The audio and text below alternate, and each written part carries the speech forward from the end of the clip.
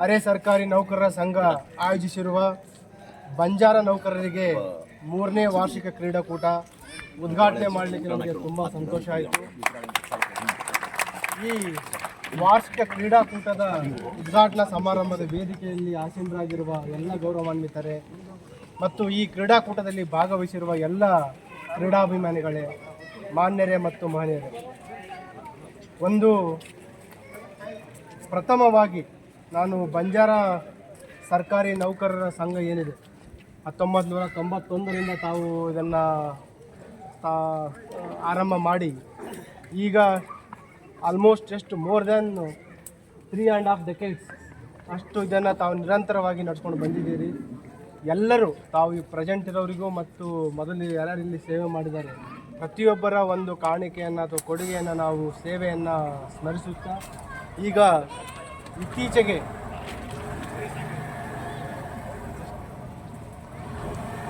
ಇಲ್ಲಿ ಬಿಡಿ, ಅದು ಚೆನ್ನಾಗಿದೆ, ಸೌಂಡ್ ಸರ್ವ್ ಚೆನ್ನಾಗಿದೆ ಬಿಡಿ.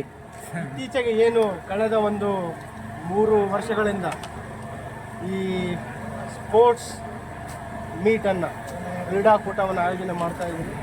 ಒಂದು ತುಂಬ ಸಕಾರಾತ್ಮಕ ಯೋಚನೆ ಅಂತ ಹೇಳ್ತೀನಿ.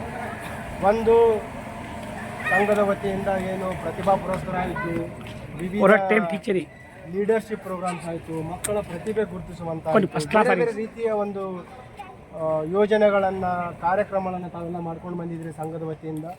ಮತ್ತು ನೌಕರರಿಗೋಸ್ಕರ ಈಗ ತಮ್ಮ ಹತ್ರ ಮಾತಾಡ್ತಾ ಇರುವಾಗೆ 250ಕ್ಕಿಂತ ಹೆಚ್ಚು ಇಲ್ಲಿ ಸರ್ಕಾರಿ ನೌಕರರು ಈ ಸಂಘದಲ್ಲಿ ಮೆಂಬರ್ಶಿಪ್ ಇದ್ದಾರೆ. ಅದೇ ತೋರಿಸುತ್ತೆ ಯಾವ ಮಟ್ಟಕ್ಕೆ ಶಿಕ್ಷಣ ತಮ್ಮೆಲ್ಲರ ಬಾಳಲ್ಲಿ ಒಂದು ಬದಲಾವಣೆಯನ್ನು ತಂದಿದೆ ಅಂತಂದು. ಈ ವೇದಿಕೆಯಲ್ಲಿ ನಾನು ತಮ್ಮಲ್ಲಿ ಕೇಳ್ಕೊಳ್ಳೋದೇನಂತಂದರೆ, ಒಂದು ತಮ್ಮಲ್ಲಿ ಏನು ಕರ್ನಾಟಕದಲ್ಲದೆ ಬೇರೆ ಬೇರೆ ರಾಜ್ಯಗಳಲ್ಲಿಯೂ ಬಂಜಾರ ಸಮುದಾಯದವರು ಪ್ರೆಸೆಂಟ್ ಇದ್ದಾರೆ ಮತ್ತು ಅವರ ಕೊಡುಗೆ ಅಪಾರವಾಗಿದೆ. ನಮ್ಮ ರಾಜ್ಯ ಮತ್ತು ರಾಷ್ಟ್ರ ನಿರ್ಮಾಣ ಮಾಡುವಲ್ಲಿ ಬಂಜಾರ ಕಮ್ಯುನಿಟಿ ಎಲ್ಲರ ಒಂದು ಸೇವೆ ತುಂಬ ಅಮೂಲ್ಯವಾಗಿದೆ ಮತ್ತು ಸುಮಾರು ತಲತಲಾಂತರಗಳಿಂದ ಆ ಐಡೆಂಟಿಟಿಯನ್ನು ಮೇಂಟೈನ್ ಮಾಡ್ಕೊಂಡು ಬಂದಿದ್ದೀರಿ. ಸಂಸ್ಕೃತಿ ಇರ್ಬೋದು, ಭಾಷೆ ಇರ್ಬೋದು.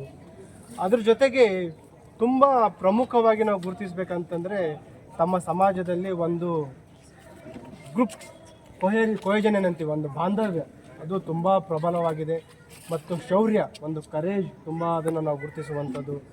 ಮತ್ತು ಸಹಾನುಭೂತಿ ಬಾಳ್ವೆ, ಎಲ್ಲರ ಜೊತೆ ಹೊಂದ್ಕೊಂಡು ಎಲ್ಲರನ್ನು ತೆಗೆದುಕೊಂಡು ಹೋಗುವಂಥ ಒಂದು ಬಾಳು, ಇವೆಲ್ಲ ಜೊತೆಗೆ ಈ ಇನ್ನೊಂದು ಸೇರಿಸಿರುವಂಥದ್ದು ಕ್ರೀಡೆ. ಈಗ ಇದರಲ್ಲಿ ಏನಾಗುತ್ತೆ, ಬೇರೆ ಬೇರೆ ಇಲಾಖೆಯಲ್ಲಿ ತಮ್ಮ ನೌಕರರೆಲ್ಲ ಕೆಲಸ ಮಾಡ್ತಾಯಿದ್ದಾರೆ. ನಮ್ಮ ಆರಕ್ಷಕರೆಲ್ಲ ಇರ್ಬೋದು, ಫಾರೆಸ್ಟ್ ಇರ್ಬೋದು, ಶಿಕ್ಷಣ ಇರ್ಬೋದು, ಈವನ್ ಜಸ್ಕಾಮ್ ಇರ್ಬೋದು, ಬೇರೆ ಬೇರೆ ಇಲಾಖೆಯಲ್ಲಿ ತಮ್ಮ ಎಲ್ಲ ಅಧಿಕಾರಿಗಳು ಕೆಲಸ ಮಾಡ್ತಾಯಿದ್ದಾರೆ. ಒಂದು ಡಿಫ್ರೆಂಟ್ ಡಿಪಾರ್ಟ್ಮೆಂಟ್ ನಡುವೆ ಯಾವುದೇ ರೀತಿಯ ಒಂದು ಕೋಆರ್ಡಿನೇಷನ್ ಇದ್ದರೂ ಅದಕ್ಕೂ ಕೂಡ ಹೆಲ್ಪ್ ಆಗುತ್ತೆ. ಮತ್ತು ಕಲೆಕ್ಟಿವ್ ಗ್ರೋತ್, ಈ ಸಮಾಜವನ್ನು ನಾವು ಸದೃಢವಾಗಿ ಕಟ್ಟಲಿಕ್ಕೆ ಮತ್ತು ನಾವು ಸಮಾಜಕ್ಕೆ ನಾವು ಏನಾದರೂ ಕೊಡಲಿಕ್ಕೂ ಕೂಡ ಇದು ಸಹಾಯ ಆಗುತ್ತೆ. ಆ ನಿಟ್ಟಿನಲ್ಲಿ ತಮ್ಮ ಸಮುದಾಯದಿಂದ ಆಯೋಜಿಸುವ ಈ ಕ್ರೀಡಾಕೂಟ ಈ ಬರೀ 3ನೇ ವರ್ಷ ಇದೆ. ಇನ್ನೂ 300 ವರ್ಷ ಆದರೂ ಇನ್ನಷ್ಟು ದೊಡ್ಡದಾಗಿ ಬೆಳೀಲಿ. ಇನ್ನಷ್ಟು ಈಗೇನು ಜನ ಇಲ್ಲಿ ಕುಳಿತಿದ್ದಾರೆ ಇದರ ಸಂಖ್ಯೆ ದುಪ್ಪಟ್ಟು ಸುಮಾರು ಪಟ್ಟು ಹೆಚ್ಚಿಸಲಿ. ಇದ್ರ ಜೊತೆಗೆ ತಮಗೊಂದು ನಾನು ಕಿವಿಗೆ ಮಾತು ಕೊಡುವಂಥದ್ದು ಏನಂತಂದರೆ, ತಮಗೆ ಗುರ್ತಿದೆ ನಾವು ವೈಯಕ್ತಿಕವಾಗಿ ನಮ್ಮ ಬದುಕಲ್ಲಿ ಬದಲಾವಣೆ ಕಂಡುಕೊಳ್ಬೇಕಾದ್ರೆ ಮತ್ತು ನಮ್ಮಲ್ಲಿರುವ ಆಶೆಗಳನ್ನು ಅಥವಾ ನನಸುಗಳನ್ನು ಸಮಾಜಕ್ಕೆ ಏನಾದರೂ ನಾವು ಕೊಡುಗೆ ನೀಡಬೇಕಂತಂದರೆ ಶಿಕ್ಷಣ ತುಂಬ ಪ್ರಮುಖ ಪಾತ್ರ ವಹಿಸುತ್ತೆ.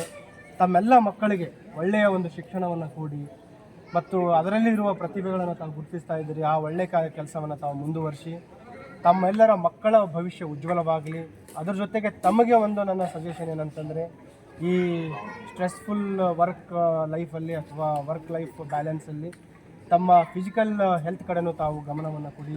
Please take care of your health. ನಿಮಗೋಸ್ಕರ ಮತ್ತು ನಿಮ್ಮ ಕುಟುಂಬದಕ್ಕೋಸ್ಕರ ಮತ್ತು ಸಮಾಜಕ್ಕೋಸ್ಕರ ಅಟ್ಲೀಸ್ಟ್ ಒಂದು 45 to 50 ಮಿನಿಟ್ಸ್ ಅಥವಾ 1 hour ಡೈಲಿ ಆ ಒಂದು ಟೈಮನ್ನು ತಾವು ತಮ್ಮಗೋಸ್ಕರ ಕೊಡಿ.